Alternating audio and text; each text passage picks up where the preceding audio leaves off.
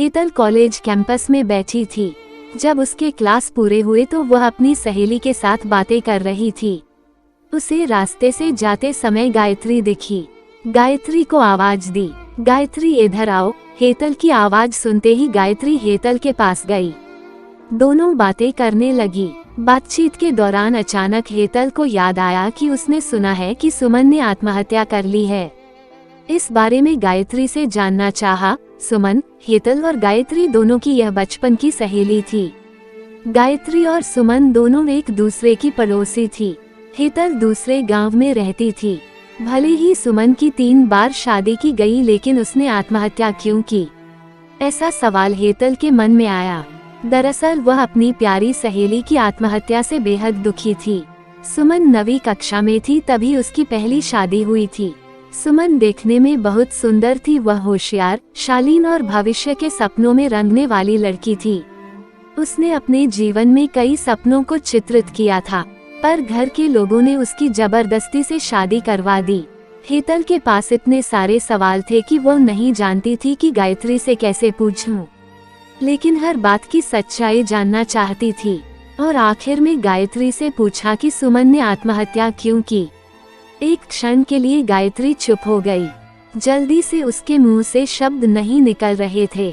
उसने गहरी सांस ली और बोलना शुरू किया। 3 साल पहले सुमन की शादी अबीर नाम के शख्स से हुई थी।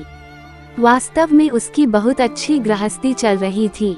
दोनों एक दूसरे से प्यार करने लगे थे। जब भी ये दोनों साथ में बाहर जाते तो सभी कपल इनसे जलते थे। अबीर और उसके परिवार के सभी सदस्य अच्छे स्वभाव के थे। जैसा उसने सपनों में जोड़ीदार सोचा था, वैसा ही उसे अपना पार्टनर मिला था। उसके घर की स्थिति मध्यम थी। अबीर का एक छोटा सा होटल था। उसमें से उसके सारे खर्चे बांट देने के बाद कुछ पैसे बच जाते थे। घर की हालत बहुत साफ सुथरी थी। एक दिन वो होटल से घर बाइक पर आ रहा था। एक बड़ी कार से उसका बहुत बड़ा एक्सीडेंट हो गया और इसमें उसे काफी चोटें आई। हादसे के बाद उसे अस्पताल ले जाया गया, लेकिन सिर में गंभीर चोट लगने के कारण इलाज के दौरान उसकी मौत हो गई।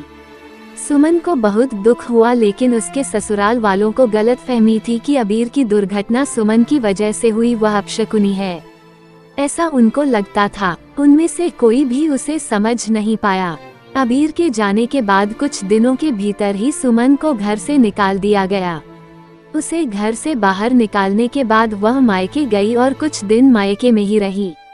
लेकिन आसपास पड़ोसियों में चर्चा हो गई तो उसके माता पिता फिर से उसके लिए रिश्ता ढूंढने लग गए। जब वह बाहर निकलती थी तो लोग हमेशा उसे ताने मारते थे। इस वजह से सभी बहुत परेशान हुए।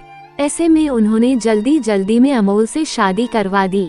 अमोल बहुत बुरा आदमी था, दारू पीता था, कुछ काम धंधा नहीं करता, चोरी करता, मारपीट करता, उसका रोजाना यही काम था। इस सब से सुमन को बहुत दुख होता था, पर वो कुछ नहीं कर सकती थी। एक बार एक रात को वह देर से घर आया और जल्दी जल्दी में घर में कुछ ढूंढने लगा। सुमन ने उसे पूछा पर उसने कुछ भी नहीं बोला। उसे जो चीज चाहिए थी वह उसे मिली नहीं, इस वजह से वह वहां से बाहर चला गया। सुमन रात भर उसकी राह देखती रही पर वह आया ही नहीं। दूसरे दिन पुलिस को उसका मृतदेह रास्ते के किनारे पड़ा हुआ मिला। उसका चाकू से किसी ने खून किया था। ये खबर सुमन को पता चली तो उस पर दुख का पहाड़ टूट पड़ा। कुछ दिनों तक वह अपनी ससुराल में रही, लेकिन बाद में ससुराल वालों ने उसे प्रताड़ित करना शुरू कर दिया। इस वजह से सुमन वापस मायके आ गई। घर आकर कुछ दिन ऐसे ही बीत गए। हर दिन आ रहा था और जा रहा था, लेकिन सुमन की स्थिति वही थी। उसकी तरफ देखा नहीं जा रहा था। उसका परिवार उसकी स्थिति को सहन नहीं कर सके, इसलिए उन्होंने उसकी वापस शादी करने का फैसला किया। उसके लिए रिश्ता ढूंढने लगे। उनके रिश्तेदारों में गौतम नाम का लड़का था। उसकी पहले से ही एक बार शादी हो चुकी थी और गौतम से सुमन की शादी करवा दी। सुमन बहुत खुश थी। शादी हुई और कुछ महीनों बाद उसे मालूम हुआ कि गौतम को कैंसर है, ब्लड कैंसर। इस बात का पता चलते ही उसके हंसते हुए चेहरे पर फिर से दुखी हो गया, लेकिन उसने हिम्मत से इन सब का सामना करने का फैसला किया। 5 महीने तक अपने पति की सेवा की, लेकिन आखिरकार 5 महीने बाद उसके पति की मौत हो गई। इस दुख से बहुत तंग आ चुकी थी।